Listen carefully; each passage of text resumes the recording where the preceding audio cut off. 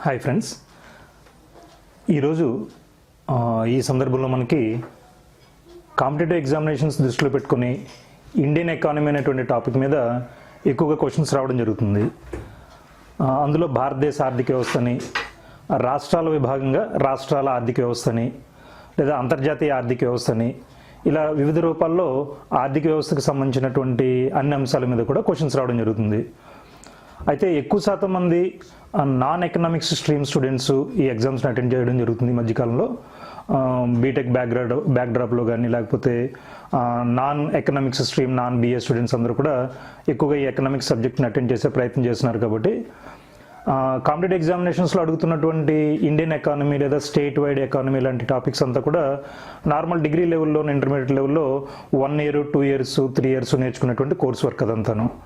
అలాంటిది రెగ్యులర్ స్ట్రీమ్లో చదవకుండా మామూలుగా కాంపిటేటివ్ ఎగ్జామ్స్ కోసం టెంపరీగా చదివేటటువంటి వాళ్ళందరికీ కూడా ఇండియన్ ఎకానమీ పార్ట్ చదవడం అనేటువంటిది చాలా సింపుల్, తేలిగ్గానే అర్థమవుతుంది.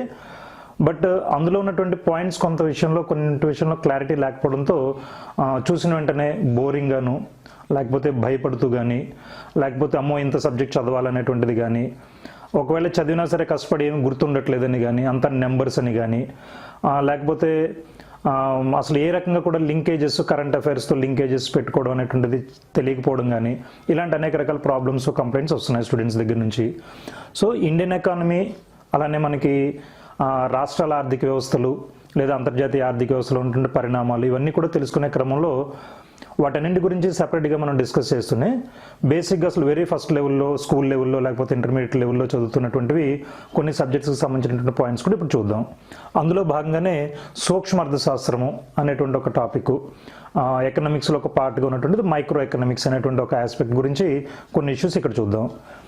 సో అసలు ఎకనామిక్స్కి సంబంధించినటువంటి పరిచయం ఏంటి, ఎకనామిక్స్ ఎందుకు చదవాలి, ఎకనామిక్స్ వల్ల లాభం ఏంటి అనేటువంటి ఆస్పెక్ట్స్ మనం చూసుకున్నట్లయితే బేసిక్గా అసలు ఎకనామిక్స్ అనేటువంటిది అర్థశాస్త్రము. ఎకనామిక్స్ అర్థశాస్త్రము. సో అర్థ అంటే డబ్బులకి సంబంధించింది. సో కౌటిల్యుడి అర్థశాస్త్రము అలాంటిది మనం చదువుతూ ఉంటాము. సో అర్థశాస్త్రం అంటే అర్థం అనేటువంటిది డబ్బులకి సంబంధించింది. డబ్బులు అనేటువంటిది జీవితంలో చాలా ముఖ్య భాగంగా ఉంటాయి. కాబట్టి బార్టర్ సిస్టమ్ అనేటువంటిది ఉన్నా లేకపోయినా సాధారణంగా మనందరం కూడా వస్తువుల్ని, సేవల్ని ఇచ్చిపుచ్చుకునే క్రమంలో కొంత డబ్బుల పరమైనటువంటి ఆలోచనతో అలాంటి వ్యవహారాలు చేస్తూ ఉంటాం. కాబట్టి వాటికి సంబంధించినటువంటి శాస్త్రాన్ని మనం ఇక్కడ అర్థశాస్త్రంలో భాగంగా నేర్చుకుంటున్నాం. So economics is the subject which deals with the money. So మనీకి సంబంధించినటువంటి శాస్త్రమే అర్థశాస్త్రం. అయితే ఇందులో చాలా వెరైటీ ఆఫ్ నిర్వచనాలు, చాలా రకాలైనటువంటి ఎక్స్ప్లెనేషన్స్ ఉన్నప్పటికీ ఫండమెంటల్గా ఒక స్టార్టింగ్ లెవెల్లో ఉన్నటువంటి స్టూడెంట్కి మనీతో ముడిపడినటువంటి అంశాల మీద నిర్ణయాలు తీసుకునేటువంటి శాస్త్రాన్ని అర్థశాస్త్రం అని అంటున్నాం. సో చాలామంది దీన్ని శాస్త్రం అని ఒప్పుకోవట్లేదు. ఇది సైన్స్ కాదు, ఇది ఒక ఆర్ట్ అనేటువంటిది. అందుకని BA బ్యాచులర్ ఆఫ్ ఆర్ట్స్లో భాగంగా మనం చదువుతుంటాం. ఆర్ట్ అని అంటే ఇండివిజువల్ టాలెంట్, కళాత్మకంగా చేయడం. ఏదైనా సరే కళాత్మకంగా చేయడం అని అంటే కొన్ని విషయాలు మనకు తెలిసి ఉండాలి. ఆ తెలిసినటువంటి అంశాలని మన ఓన్ ఐడియాతో, నిపుణతతో చెప్తూ ఉంటాము. సో దాన్ని మనం అర్థశాస్త్రము కాదు, ఇది ఓన్లీ ఆర్ట్ కింద చాలామంది ఎక్స్ప్లెయిన్ చేస్తూ ఉంటారు. But at the same time ఇప్పుడు 1969 నుంచి ఎకనామిక్స్ని కూడా శాస్త్రంగానే గుర్తుపెడుతూనే ఎకనామిక్స్లో నోబెల్ ప్రైజ్ని కూడా ఇన్స్టిట్యూట్ చేయడం జరిగింది. సో ఆల్ఫ్రెడ్ నోబెల్ ఇచ్చినటువంటి నోబెల్ బహుమతుల్లో మనకి ఎకనామిక్స్ని కూడా వన్ ఆఫ్ ది ఫండమెంటల్ సైన్సెస్లో పార్ట్గా తీసుకుంటున్నారు. కాబట్టి శాస్త్రం అనేటువంటి దాని విషయంలో కొద్దిగా డిస్కషన్స్ ఉన్నాయి. ఎప్పటి నుంచో నోబెల్ బహుమతి కూడా ఇన్స్టిట్యూట్ చేశారు. కాబట్టి అర్థశాస్త్రాన్ని మనం శాస్త్రం రూపంలోనే తీసుకుంటున్నాం. శాస్త్రం అంటే ఏం చేస్తుంది? సాధారణంగా రాబోయేటువంటి అంశాలన్నింటినీ కూడా ఊహించగలుగుతుంది. పాత జరిగినటువంటి అంశాలన్నింటినీ కూడా ఎక్స్ప్లెయిన్ చేయగలుగుతుంది. సో ఇప్పటిదాకా జరుగుతూ వస్తున్నటువంటి అంశాలన్నీ కూడా ఎక్స్ప్లెయిన్ చేస్తూ రాబోయే రోజుల్లో ఏం జరగబోతుందని చెప్తూ ఒక ఊహాత్మకమైనటువంటి నిర్ణయాలని గెస్ చేయడాన్ని, లేకపోతే ఇలా చేస్తే బాగుంటుందని చెప్పడానికి సలహాలు, సూచనలు ఇచ్చేటువంటి దాన్నే శాస్త్రంగా మనం చెప్పుకుంటూ ఉంటాం. వాతావరణ శాస్త్రము, సో రాబోయే రోజుల్లో ఏం జరుగుతుందో మనకు చెప్తుంది. అలానే మనకున్నటువంటి సమస్యలని విశ్లేషణ చేసి దానికి కారణాలు వెతికి పట్టుకొని రాబోయే రోజుల్లో ఎలా ఉండబోతుందని చెబుతూ దానికి ఒక పరిష్కారాలు సూచించేదాన్నే శాస్త్రం అని అంటూ ఉంటాం. సో డబ్బులకి సంబంధించినటువంటి అంశాల్లో కూడా మనకి అనేక రకాల సలహాలు ఇచ్చేటువంటిదే అర్థశాస్త్రం అవుతుంది. ఈ అర్థశాస్త్రాన్ని వెరీ బిగినింగ్లో ఓయికోనామికోస్ అనేటువంటి పదం నుంచి తీసుకుంటూ, ఎకనామిక్స్ అనగానే ఓయికోనామికోస్ అనేటువంటి పదం నుంచి తీసుకుంటూ దీన్నే మనం గృహ అర్థశాస్త్రం అనేటువంటి పేరుతో పిలుచుకునేవాళ్ళం. సో గృహ అర్థశాస్త్రం అంటే హౌస్ హోల్డ్ ఎకనామిక్స్. సో అప్పట్లో పాతకాలంలో ప్రభుత్వాలు కానీ లేకపోతే పెద్ద స్థాయిలో ఉన్నటువంటి సంక్షేమ ప్రభుత్వాలు కానీ ఆర్థిక వ్యవస్థ ఇంతగా డెవలప్ అవ్వడం కానీ ఇండస్ట్రియల్ రెవల్యూషన్ కానీ లేకపోవడంతో వెస్ట్రన్ నేషన్స్లో అంతా కూడా దీన్ని హౌస్ హోల్డ్ ఎకనామిక్స్ కింద, అంటే మన ఇంటికి సంబంధించినటువంటి ఆర్థిక వ్యవహారాలు చక్కబెట్టుకోవడం, వ్యక్తిగతంగా మనకున్నటువంటి ఆర్థిక వ్యవహారాలని బాధ్యతల్ని చక్కబెట్టుకోవడానికి సంబంధించిన శాస్త్రంగా తీసుకున్నారు గృహ అర్థశాస్త్రం అనేది. సో ఇందులో మనకి ఎకనామిక్స్ అనేటువంటి పదానికి ముందు అర్థం తెలుసుకుని, మనలాంటి దేశాల్లో అయితే కనుక కౌటిల్యుని అర్థశాస్త్రం అంటే దాదాపు 1000 సంవత్సరాల క్రితమే అర్థశాస్త్రానికి సంబంధించినటువంటి మూలాలు ఉన్నట్టుగా కనబడుతున్నాయి. బట్ వేరే అభివృద్ధి చెందినటువంటి దేశాల్లో వాళ్ళ economic and general geographical history very recent టైమ్స్ది కాబట్టి ఒక 1000 సంవత్సరాల క్రితం లేకపోతే ఒక 600 సంవత్సరాల క్రితం నుంచి కూడా వాళ్ళ దగ్గర నుంచి మనకి డెవలప్మెంట్ మోడల్స్ వస్తున్నాయి. కాబట్టి వాళ్ళ ఆలోచన విధానంలో ఈ మధ్య కాలంలోనే గృహార్థశాస్త్రం అనేటువంటి పదానికి వాళ్ళు కూడా ఇంపార్టెన్స్ ఇస్తూ ఉండడం, అలానే 1776లో అర్థశాస్త్ర పితామహుడుగా పిలువబడుతున్నటువంటి యాడమ్ స్మిత్ అనేటువంటి ఆర్థికవేత్త ఇచ్చినటువంటి సలహాలు సూచనల్ని మనం ఎకనామిక్స్కి సంబంధించినటువంటి బిగినింగ్ పాయింట్స్ కింద తీసుకోవడంతో ఈ మధ్యకాలంలోనే ఆధునిక అర్థశాస్త్రం మొదలైనట్టుగా మనంతా కూడా థియరీస్లో చదువుకుంటున్నాం. బట్ మనలాంటి దేశాల్లో అయితే కనుక కౌటిల్యుని అర్థశాస్త్రం పేరుతో లాంగ్ బ్యాక్ మనకి సిద్ధాంతాలు కనబడుతుంటాయి. బట్ ఇప్పుడున్నటువంటి జనరేషన్లో అఫీషియల్గా ఎకనామిక్స్ టెక్స్ట్ బుక్స్లో కానీ నార్మల్ ఎగ్జామ్స్లో కానీ వీటన్నింటి గురించి కూడా అడుగుతున్నారు. కాబట్టి 1776లోనే యాడమ్ స్మిత్ అనేటువంటి ఒక వ్యక్తి ఆర్థికవేత్త వెల్త్ ఆఫ్ నేషన్స్ అనేటువంటి ఒక గ్రంథాన్ని రాయడం జరిగింది. Wealth of nations. సో దీన్నే మనం ఫుల్ నేమ్ కింద an enquiry into the nature, causes and significance of wealth of nations అని అంటూ ఉంటాము. సో అంత లెంగ్తీ నేమ్ కాకుండా ఎగ్జామ్స్లో కూడా మనకి వెల్త్ ఆఫ్ నేషన్స్ అనేటువంటి పేరు మీద కూడా క్వశ్చన్స్ వస్తూ ఉంటాయి. An enquiry into the nature, causes and significance of the wealth of nations అనేటువంటిది.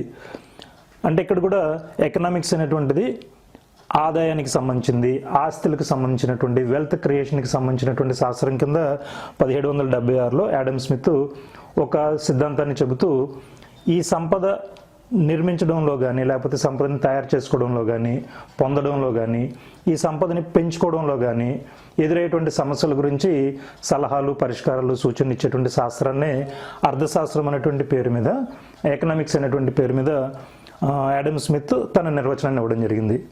సో మొదట్లో మనం అసలు డైరెక్ట్గా అర్థశాస్త్రం అంటే డబ్బులకి సంబంధించిన శాస్త్రం కింద నేర్చుకుంటూ ఓయికోనామికాస్ అనేటువంటి గ్రీకు పదం నుంచి ఇదంతా కూడా వచ్చిందని నేర్చుకుంటూ 1776లో అర్థశాస్త్ర పితామహుడిగా ఉన్నటువంటి యాడమ్ స్మిత్ ద్వారా వచ్చినటువంటి వెల్త్ ఆఫ్ నేషన్స్ బుక్ అనేటువంటిది దీనికి ఒక బిగినింగ్గా కనబడుతుంది.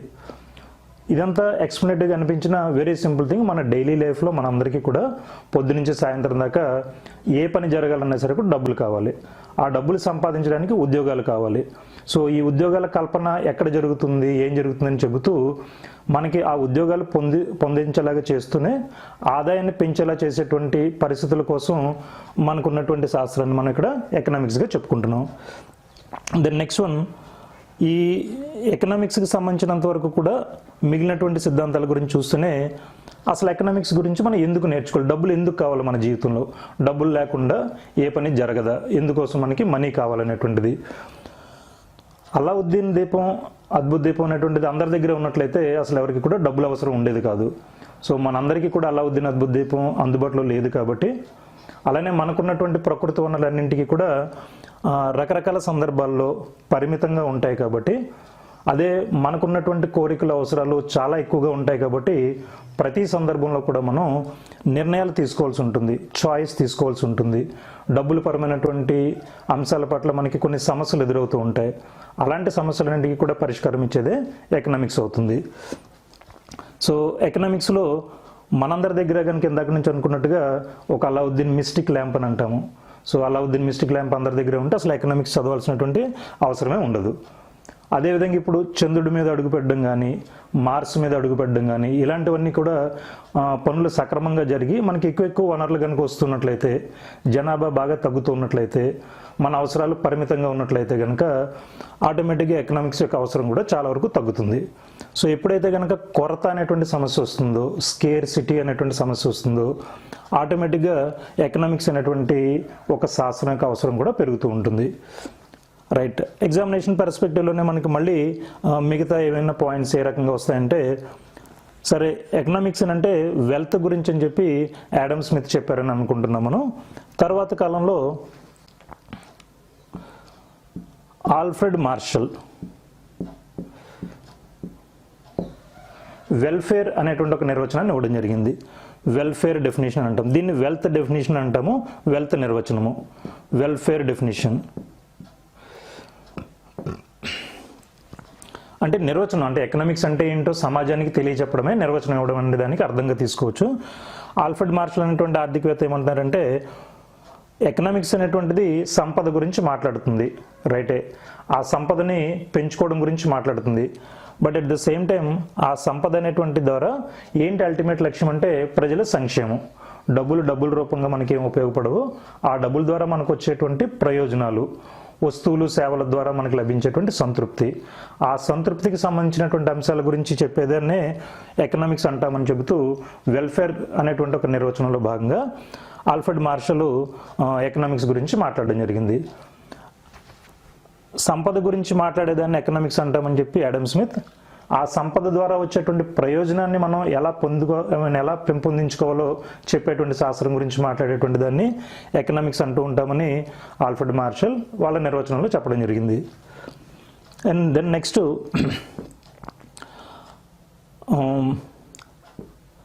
లియోనాల్ రాబిన్స్ ఈ ఆర్థికవేత్త ఏమంటారంటే, ఎకనామిక్స్ అనేది రైటే సంపద గురించి మాట్లాడుతుంది, సంక్షేమం గురించి మాట్లాడుతుంది, అట్ ద సేమ్ టైం కొరత గురించి కూడా మాట్లాడుతుంది, స్కేర్ సిటీ. సో అసలు ఎకనామిక్స్ యొక్క మెయిన్ పనే అది స్కేర్ సిటీ అనేటువంటిది. మనందరికీ కూడా అపరిమితమైనటువంటి కోరికలు ఉంటాయి. So human beings have unlimited wants అని అంటూ ఉంటాము, అపరిమితమైనటువంటి కోరికలు. కానీ పరిమితమైనటువంటి వనరులు ఉంటాయి, న్యాచురల్ రిసోర్సెస్ అంతా కూడా లిమిటెడ్గా ఉన్నాయి. ఒకటే భూమి ఉందని అనుకున్నాం, అందుకే సస్టైనబుల్ డెవలప్మెంట్ గోల్స్ కూడా చెప్పుకునే క్రమంలో ఆ లక్ష్యాలకు పక్కనే మనకు ఒకటి వస్తుంది, వన్ వరల్డ్ అని అంటాము. వన్ వరల్డ్ ఉంది కాబట్టి, ఒకటే ప్రపంచం ఉంది కాబట్టి, ఇంకెక్కువ వనరులు లేవు కాబట్టి సస్టైనబుల్ డెవలప్మెంట్ గోల్స్ కావాలి, సుస్థిర అభివృద్ధి కావాలని మనం అనుకుంటున్నాం. దాంట్లో భాగంగానే రాబిన్స్ ఏమంటారంటే, కొరత ఉంది ప్రపంచంలో ప్రకృతి వనరులకి, అలానే మనకి ఆ వనరులు కూడా ఆల్టర్నేటివ్ యూజెస్ కలిగి ఉంటాయి చాలా సందర్భాల్లో, ప్రత్యామ్నాయ ప్రయోజనాలు అని అంటాము. ప్రత్యామ్నాయ ప్రయోజనాలు అంటే ఒక భూమి ఉంది మనకి.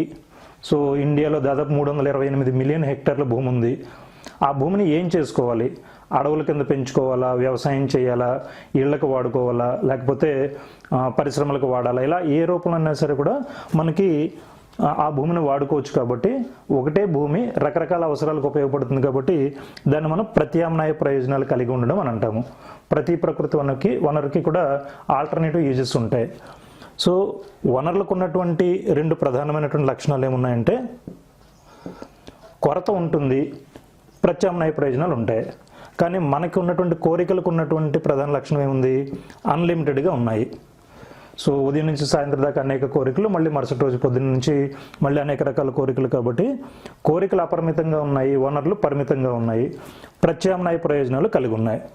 ఈ కాంటెక్స్లో మనం ఎలాంటి నిర్ణయాలు తీసుకోవాలి?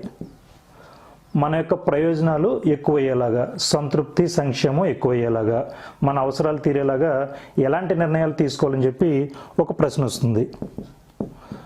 చాయిస్ మేకింగ్ అని అంటాము. ప్రతి సందర్భంలోనూ వ్యక్తిగతంగానూ, ఇంట్లో తీసుకున్నా, బయట తీసుకున్నా, రాజకీయ పరంగా తీసుకున్నా, అంతర్జాతీయ స్థాయిలో తీసుకున్నా, మనం ఎప్పుడు చేయాల్సినటువంటి పని చాయిస్ మేకింగ్. ఇది మంచిదా కాదా, దీనివల్ల ప్రయోజనం ఏంటి, సో ఇది ఎంతవరకు మనకు ఉపయోగపడుతుందని చెబుతూ మనందరం కూడా ప్రతి సందర్భంలోనూ చాయిస్ తీసుకుంటూ ఉంటాము. ఆ చాయిస్ తీసుకోవాల్సినటువంటి అవసరం ఇందాక అన్నట్టుగా అలావుద్దీన్ అద్భుతం లేదు కాబట్టి, మన దగ్గర వనరులు కొరతగా ఉన్నాయి కాబట్టి, వాటికి ప్రత్యామ్నాయ ప్రయోజనాలు ఉన్నాయి కాబట్టి. ఈ కాంటెక్స్లో ఎకనామిక్స్ అనేటువంటి సబ్జెక్టు కొరతని ప్రత్యామ్నాయ ప్రయోజనాలు ఉన్నటువంటి వనరులకి మధ్యన, కోరికలకి మధ్యన లింకేజెస్ని ఎక్స్ప్లెయిన్ చేస్తూ చాయిస్ ఎలా తీసుకోవాలో మనకి నేర్పిస్తుంది. అది ఎకనామిక్స్ సబ్జెక్ట్ వల్ల ప్రయోజనం అని అంటూ ఈ లియోనాల్ రాబిన్స్ అనేటువంటి ఆర్థికవేత్త ఒక సిద్ధాంతాన్ని చెప్పడం జరిగింది. దాన్ని ఏమంటున్నామంటే కొరత నిర్వచనము, స్కేర్సిటీ నిర్వచనము. స్కేర్సిటీ ఈ చాయిస్ తీసుకునేటప్పుడు మళ్ళీ నెక్స్ట్ సందర్భంలో మనం డిస్కస్ చేయొచ్చు. దీంతో పాటుగా welfare definition, wealth definition, welfare definition, scarcity డెఫినేషన్గా చెప్పుకుంటూ ఉంటాం. నెక్స్ట్ చివరిలో పాల్ శామ్యుల్సన్ అనేటువంటి ఆర్థికవేత్త ఏమంటారంటే ఎకనామిక్స్ అనేటువంటిది వెల్త్ గురించి, సంపద గురించి, ప్రజల సంక్షేమం గురించి, కొరత అనేటువంటి ఒక ప్రధాన సమస్య గురించి మాట్లాడుతూ వాటన్నింటితో పాటుగా ఓవరాల్గా అభివృద్ధి, వృద్ధి అనేటువంటి అంశాల గురించి మాట్లాడుతుంది. అంటే అతను చెప్పిన దాంట్లో ఒక ప్రధానమైనటువంటి మేక్ ఓవర్ ఏంటంటే వీటన్నింటికంటే ఇవన్నీ ఒక కాలానికి సంబంధించినవి. పాల్ శామ్యుల్సన్ ఏమంటారంటే సంపదను సృష్టించడం, సంక్షేమాన్ని పెంచుకోవడం, కొరతను నివారించుకోవడం ఇవన్నీ కూడా ఏదో కొంతకాలానికో ఒక సందర్భానికో సంబంధించినవి కాదు. Over a period of time, అన్ని తరాలలో, అన్ని రోజుల్లో, భవిష్యత్తులో వచ్చేటువంటి సమస్యలు వీటన్నింటి గురించి కూడా మనం మాట్లాడుకోవాలి. సో అలా భవిష్యత్తులో రాబోయేటువంటి సమస్యల గురించి కూడా మనం పరిష్కారాలు వెతుక్కోవడానికి మనకు అవకాశాలు ఇచ్చేటువంటిది, సలహాలు ఇచ్చేటువంటిది ఎకనామిక్స్ అవుతుంది అనేటువంటి విషయాన్ని పాల్ శామ్యుల్సన్ వృద్ధి నిర్వచనం ద్వారా తెలియజేయడం జరిగింది.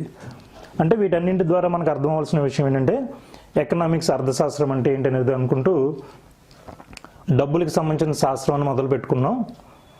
గృహార్థశాస్త్రం అని చెప్పి మనం చెప్పుకున్న తర్వాత దాంతోపాటుగా సమాజపరంగా తీసుకున్నప్పుడు సంపదను ఎలా పెంచుకోవాలి, సంక్షేమాన్ని ఎలా పెంచుకోవాలి, కొరతను ఎలా నివారించుకోవాలి, ఈరోజు రాబోయే రోజుల్లోనూ అన్ని సందర్భాల్లో, అన్ని కాలాల్లో, అన్ని దేశాలలో, అన్ని ప్రాంతాల్లో వచ్చేటువంటి సమస్యల్ని ఎలా మనం ఎదుర్కోవాలి అనేటువంటి అంశాల గురించి మాట్లాడేది ఎకనామిక్స్ అంటామని చెబుతూ పాల్ శామ్యుల్సన్ నిర్వచనం ఇవ్వడం జరిగింది.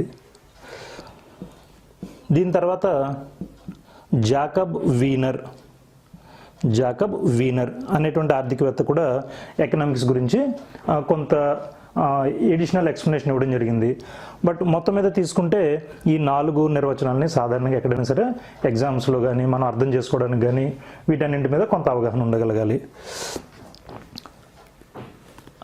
దెన్ నెక్స్ట్ వన్ మనకి ఇక్కడ ఉన్నటువంటి చాయిస్ మేకింగ్ అనేటువంటి అంశం గురించి తీసుకుంటే ప్రధానంగా మిగతా వాటన్నింటితో పాటుగా ఈ రాబిన్స్ నిర్వచనాన్ని కూడా ఎక్కువగా మనం డిస్కషన్లో పెట్టుకుంటూ ఉంటాం. ప్రాక్టికల్గా కూడా అప్లై అయ్యేటువంటిది. అది మనం తీసుకోవాల్సినటువంటి నిర్ణయాలు తీసుకునే క్రమంలో మనందరికీ కూడా మెయిన్గా ఒక నిర్ణయం ఎలా తీసుకోగలుగుతామంటే మనకి ఆప్టిమైజేషన్ అనేటువంటి ఒక స్కిల్ ఉండాలి.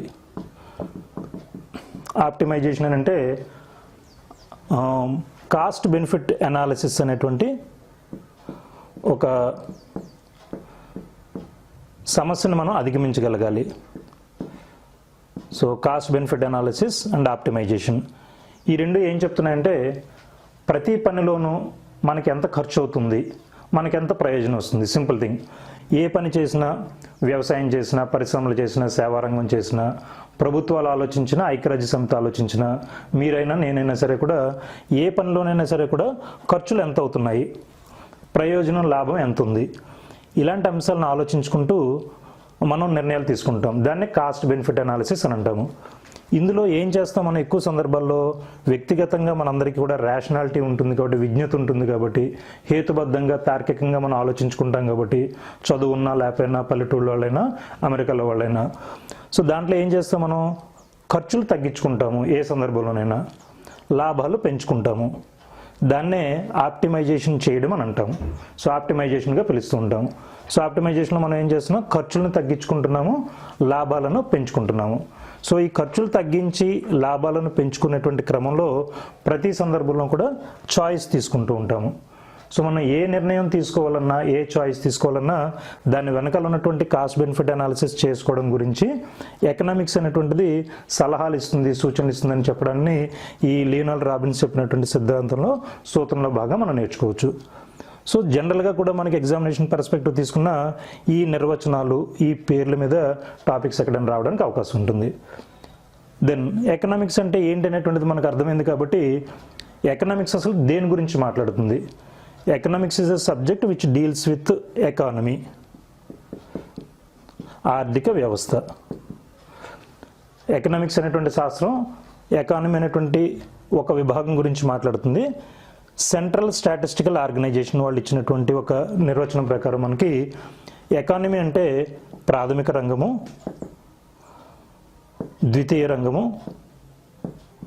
అలానే తృతీయ రంగము, టెరిషరీ సెక్టర్. వ్యవసాయము, వ్యవసాయ అనుబంధ కార్యకలాపాలు, పల్లెటూళ్ళలో కనిపించేటువంటి సాధారణటువంటి యాక్టివిటీస్ అన్నీ కూడా వ్యవసాయ అనుబంధ కార్యక్రమాల్లో భాగంగా వస్తాయి. పశుపోషణ, తోటల పెంపకం, చేపల పెంపకం, పందుల పెంపకం, తేనెటీగల పెంపకం, ఇవన్నీ కూడా కలుపుకొని మనకి ప్రాథమిక రంగంలో భాగంగా వస్తాయి. అలానే పరిశ్రమలు, ముడి పదార్థాలు, ఖనిజాలు వెలికితీత, ఇలాంటివన్నీ కూడా సెకండరీ సెక్టర్లో భాగంగా వస్తాయి. సేవల రంగము, రెగ్యులర్గా మనందరికీ కూడా టెక్స్ట్ బుక్లో ఉన్నటువంటి నిర్వచనాల ప్రకారం టీచర్లు, లాయర్లు, డాక్టర్లు చేసేటువంటి పనులు, అది స్థిరంగా మనకు బుక్స్లో దొరుకుతున్నటువంటి డెఫినేషను. ఇంకొంచెం మనకు బాగా అర్థం అవడానికి ఒక జియో ఫోన్ సర్వీస్ ఇంటర్నెట్ దొరకడం కానీ, ఒక స్విగ్గీ లేకపోతే జొమాటో నుంచి మనకి డోర్ డెలివరీలు రావడం కానీ, ఒక ఆటో సేవ కానీ, లేకపోతే ఒక కేబుల్ టీవీ సేవ కానీ, సినిమా మల్టీప్లెక్స్ సినిమాలు కానీ, షాపింగ్ మాల్స్లో దొరుకుతున్నటువంటి సేవలు కానీ, వీటన్నింటినీ కూడా సేవల రంగంలో భాగంగా చెప్తాం. ఇంకొంచెం సీరియస్గా తీసుకున్నప్పుడు బ్యాంకింగు, ఇన్సూరెన్సు, లేకపోతే టెలిఫోన్ కమ్యూనికేషన్ సదుపాయాలు, సో ఇలాంటి వాటన్నింటినీ కూడా సేవల రంగంలో భాగంగా చెప్తాం. సో వ్యవసాయ, పారిశ్రామిక, సేవా రంగాల్లో భాగంగా ఉన్నటువంటి ఈ అంశాలన్నింటినీ కలుపుకుంటే దాన్నే ఎకానమీ అని అంటాం. ఈ ఎకానమీ అనేటువంటిది సంపదను పెంచడానికి ఉపయోగపడుతుంది, ప్రజలకు సంక్షేమాన్ని ఇవ్వడానికి ఉపయోగపడుతుంది, కొరత సమస్యను ఎదుర్కొంటుంది, వృద్ధి అనేటువంటిది కావాలని అనుకుంటుంది. కాబట్టి ఈ ఎకానమీ నుంచి ఈ 4 అంశాలని లింకప్ చేసుకుంటూ ఇవి ఎక్కువ చేసుకోవడం, వెల్ఫేర్ని, వెల్త్ని ఎక్కువ చేసుకోవడం, కొరతను అధిగమించడం, వృద్ధిని పెంచుకోవడం అనేటువంటి అంశాల మీద ఈ ఎకానమీని పరిశీలిస్తూ ఎకనామిక్ డెవలప్మెంట్ కోసం పనిచేసేటువంటి శాస్త్రాన్ని ఇక్కడ మనం ఎకనామిక్స్గా నేర్చుకుంటున్నాం. సో ఎకనామిక్స్ యొక్క బేసిక్ పర్పస్ కూడా అది. ఎకనామిక్స్ ద్వారా ఈ ఎకానమీలో ఈ 4 రకాలైనటువంటి సమస్యలకి పరిష్కారాలు మనం వెతుక్కుంటాం. ఏ రకంగా వెతుక్కుంటాం? చాయిస్ మేకింగ్ ద్వారా. కొరత అనేటువంటి సమస్యను నివారించడానికి ప్రతి వ్యక్తి కూడా హేతుబద్ధంగా ఆలోచించడం ద్వారా ఈ కొరత అనేటువంటి సమస్యకి పరిష్కారాన్ని మనం వెతుక్కుంటాం. ఏం చేస్తుంది ఎకనామిక్స్? ఈ కొరత అనేటువంటి సమస్యని ఎలా ఎదుర్కొంటుందంటే, ఎకనామిక్స్లో 3 సమస్యలకి ఎప్పుడు కూడా పరిష్కారాలు ఎకనామిక్స్ వెతుక్కుంటుంది. ఎకనామిక్స్ నేర్చుకున్న వెంటనే చేసేటువంటి ప్రధానమైనటువంటి పనులు ఏంటంటే, ఏ వస్తువులను ఉత్పత్తి చేయాలి, ఎంత పరిమాణంలో ఉత్పత్తి చేయాలి. ప్రతి ఆర్థిక వ్యవస్థ కూడా ఎదుర్కొనేటువంటి ఒక ప్రధానమైనటువంటి సమస్య ఏముంటుందంటే, ఏ వస్తువులను ఉత్పత్తి చేయాలి, ఎంత పరిమాణంలో ఉత్పత్తి చేయాలి. ఏ వస్తువులనంటే వినియోగ వస్తువుల, ఉత్పాదక వస్తువుల, అత్యవసరాల, సౌకర్యాల, విలాసాల, ముడి పదార్థాల, ఫినిష్డ్ గూడ్స్, ఇలా చాలా రూపాల్లో మనకి వస్తువులు అనేటువంటి దానికి నిర్వచనాలు దొరుకుతాయి. సో జనరల్గా స్కూల్ లెవెల్లో, ఇంటర్మీడియట్ లెవెల్లో మనం చదువుకునేటువంటి వస్తువుల క్లాసిఫికేషన్ తీసుకుంటే, అత్యవసర వస్తువులు, ఫుడ్ అండ్ మెడిసిన్స్ లాంటి ఇమీడియట్ అవసరాలకి మనకు ఉపయోగపడేటువంటిది. సౌకర్యాలు, కొద్దిగా ఫ్యాన్ సదుపాయము, బల్బు సదుపాయం, కొద్దిగా కరెంటు సదుపాయం, ఇలా ఉపయోగపడేటువంటివి కూడా సౌకర్యాలు. విలాసాలు, ఒక ఏసీ కానీ, కారు కానీ, పెద్ద పెద్ద బంగ్లాలు కానీ, ఇలాంటి వాటన్నింటినీ కూడా మనం విలాసాల్లో భాగంగా చెప్తాము. సో వీటన్నింటిలో మళ్ళీ వినియోగ వస్తువులు. సో వినియోగ వస్తువులు అంటే రోజువారీ అవసరానికి ఉపయోగపడేటువంటివి, ఇన్స్టెంట్గా మన అవసరాన్ని తీర్చి అక్కడితో ఫినిష్ అయిపోయేటువంటి వస్తువులు. సో అది ఒక కూల్ డ్రింక్ కావచ్చు, ఒక ఆహారం కావచ్చు, ఇలాంటి వాటన్నింటిని కూడా వినియోగ వస్తువులుగా చెప్పుకుంటూ ఉంటాం. వేరేజ్ మూలధన వస్తువులు. సో మూలధన వస్తువులు అంటే వేరే వస్తువులు తయారు చేయడానికి ఉపయోగపడేటువంటివి, యంత్ర పరికరాలు, టెక్నాలజీ, ఇలాంటి వాటన్నింటి కూడా మనం మూలధన వస్తువుల్లో పాటుగా చెప్పుకుంటాం. అలానే ముడి పదార్థాలు. సో రా మెటీరియల్స్, మనకి ఖనిజ పదార్థాలన్నింటి కూడా వెలికి తీసి మనకు ఉపయోగపడేలా చేసుకోవడం, సో ముడి పదార్థాలు. అలానే మాధ్యమిక వస్తువులు, ఇంటర్మీడియరీ గూడ్స్ అని అంటాము. సో పత్తి నుంచి మనం దారాలు నూలు సెపరేట్ చేసుకుంటే కనుక బట్టలు లేకపోతే వీటన్నింటినీ తయారు చేయడానికంటే మధ్యస్థంగా ఉన్నటువంటి ఆ దారాలని నూలుని మనం ఇక్కడ మాధ్యమిక వస్తువులుగా చెప్పుకుంటాము. సో ఎమర్జెన్సీగా మనకు అందరికీ కూడా ఖచ్చితంగా ఉపయోగపడేటువంటిది బేసిక్ నెసెసిటీస్ అని అంటాము. నెసెసిటీస్ అత్యవసరాలు, కంఫర్ట్స్ సౌకర్యాలు, అలానే లగ్జరీస్ విలాసాలు, కన్జ్యూమర్ గూడ్స్ వినియోగ వస్తువులు, క్యాపిటల్ గూడ్స్ మూలధన వస్తువులు, రా మెటీరియల్స్ ముడి పదార్థాలు, ఇంటర్మీడియరీ గూడ్స్ మాధ్యమిక వస్తువులు. ఈ రూపంలో మనం అనేక సందర్భాల్లో అనేక రకాల వస్తువుల గురించి నేర్చుకుంటాం. సో దెన్ ఇందులోనే గిఫెన్ వస్తువులు, వెబ్లన్ వస్తువులు అనేటువంటివి కూడా ఉంటాయి. ఏదైనా ఒక వస్తువుకి రేటు తగ్గినప్పుడు సాధారణంగా మనం ఎక్కువ కొనుక్కునే ప్రయత్నం చేస్తాం. కానీ కొన్ని సందర్భాల్లో కొన్ని రకాల వస్తువులు మనం కొనుక్కోవడానికి ఇష్టపడం, రేటు తగ్గినా సరే కూడా. అలాంటి వాటిని ఏమంటామంటే గిఫెన్ వస్తువులు అని అంటూ ఉంటాం. రేటు తగ్గినా సరే కూడా మనం పెద్దగా కొనుక్కోవడానికి ఇష్టపడినటువంటి వస్తువులు గిఫెన్ వస్తువులు. డిమాండ్ సూత్రాల్లో భాగంగా దానికి ఎగ్జాంపుల్స్ నేర్చుకోవచ్చు. వెబ్లన్ వస్తువులు అని అంటే ఏ వస్తువైనా సరే రేటు పెరిగినా సరే కూడా మనం రేటు గురించి పట్టించుకోకుండా కొనుక్కుంటాం. దాన్ని వెబ్లన్ వస్తువులు అని అంటాం. సో లైక్ బంగారం లాంటి వాటిని రేటు పెరిగినా ఇష్టపడుకుంటాము, అది వెబ్లన్ వస్తువులు. రేటు తగ్గినా సరే కూడా, సో సాయంత్రం వెళ్ళిపోయేటప్పుడు దొరికేటువంటి మార్కెట్లో దొరికేటువంటి కూరలు కానీ ఇతర వస్తువులు కానీ కొన్ని సందర్భాల్లో రేటు తగ్గిపోయినా మనం కొనుక్కోం, దాన్ని గిఫెన్ వస్తువులుగా పిలుస్తూ ఉంటాం. సో ఇక్కడ ఇన్ని రకాలైనటువంటి క్లాసిఫికేషన్ మధ్యన వీటిని వస్తువులు అని అంటాం. పొద్దునుంచి సాయంత్రం దాకా మనం బ్రష్ దగ్గర నుంచి ఆల్అవుట్ దాకా వాడుతున్నటువంటి అన్నీ కూడా వస్తువులు. ఆ వస్తువులకి ఈ రకమైనటువంటి ఎకనామిక్స్ పేర్లు మనం పెట్టుకుంటాం. ఈ పేర్లలో ఉన్నటువంటి వాటిని తీసుకుని ఏ వస్తువులను తయారు చేసుకోవాలి, ఎంత పరిమాణంలో తయారు చేసుకోవాలి అనేటువంటిది ఎకానమీలో అన్ని ఆర్థిక వ్యవస్థలు ఎదుర్కొనేటువంటిది ఒక ప్రధానమైన సమస్య. రెండోది, ఏ పద్ధతిలో తయారు చేసుకోవాలి వీటిని. ఏ పద్ధతి అని అంటే ఈ వస్తువులన్నీ కూడా ప్రకృతి వనరులు ఉపయోగించి తయారు చేసుకుంటాం. మనం ఎన్ని కావాలనేటువంటిది మన జనాభా మీద మన అవసరాల మీద ఆధారపడి ఉంటుంది. ఏ పద్ధతిలో తయారు చేయాలని అడిగితే రెండు పద్ధతులు ఉంటాయి. శ్రమ సాంద్రత, మూలధన సాంద్రత. శ్రామికులను ఉపయోగించి చేస్తే శ్రమ సాంద్రత పద్ధతి, ఎక్కువ యంత్ర పరికరాలు ఉపయోగించేస్తే మూలధన సాంద్రత పద్ధతి. సో వ్యవసాయ రంగంలో ఇప్పుడంతా కూడా వరి నాట్లకి, వరి విత్తనాలకి, లేకపోతే కోతలకి, వీటన్నింటికి కూడా ఇదివరకటి రోజుల్లో మనం కూలీలను ఉపయోగించేవాళ్ళం, అది శ్రమ సాంద్రత పద్ధతి. ఇప్పుడు చాలా ఎక్కువ సందర్భాల్లో ప్రతిదానికి మెషిన్ వచ్చింది, సో దాన్ని మనం మూలధన సాంద్రత పద్ధతిగా పిలుస్తున్నాం. సో ఏ పద్ధతిలో ఆ వస్తువులను ఉత్పత్తి చేయాలనేటువంటిది ఆయా దేశాల్లో ఉన్నటువంటి ఆర్థిక సంబంధిత అంశాలు, లేకపోతే సమాజంలో ఉన్నటువంటి పరిస్థితులు, వీటన్నింటి ఆధారంగా నిర్ణయాలు తీసుకోవడం జరుగుతుంది. మూడవది, ఎవరి కోసం తయారు చేయాలి. ఎవరి కోసం అంటే ఈ వస్తువులన్నీ కూడా ప్రజల కోసమే తయారు చేసుకుంటాం. బట్ ప్రజలని మళ్ళీ మనం 4-5 భాగాలుగా విభజించుకుంటాం. వాటిని ఏమంటామంటే ఉత్పత్తి కారకాలు. ఉత్పత్తి కారకాలు, ఈ వస్తువులన్నీ ఆటోమేటిక్గా గాలిలోంచి మనకేమి రావు, జనమే తయారు చేస్తారు కాబట్టి ఆ ప్రజలనే ఉత్పత్తి కారకాలు అనేటువంటి పేరుతో పిలుస్తాము. ఎలా అంటే దాన్ని land, labour, capital, organisation, technology. భూమి, శ్రమ, మూలధనము, వ్యవస్థాపన, సాంకేతిక పరిజ్ఞానము. భూమి, శ్రమ, మూలధనము, వ్యవస్థాపన, సాంకేతిక పరిజ్ఞానము, వీటన్నింటినీ కూడా ఉత్పత్తి కారకాలు అని అంటాము. అంటే ఇక్కడ ప్రజలు అంటే ఇవన్నీ కూడా ఆస్తులు, లేకపోతే ఇవన్నీ కూడా ఆదాయాన్ని తెచ్చిపెట్టేటువంటి వనరులు. ఇవి ఎవరి దగ్గర ఉంటాయో ఆ ఓనర్స్ని మనం ఇక్కడ ప్రజల కింద తీసుకోవచ్చు.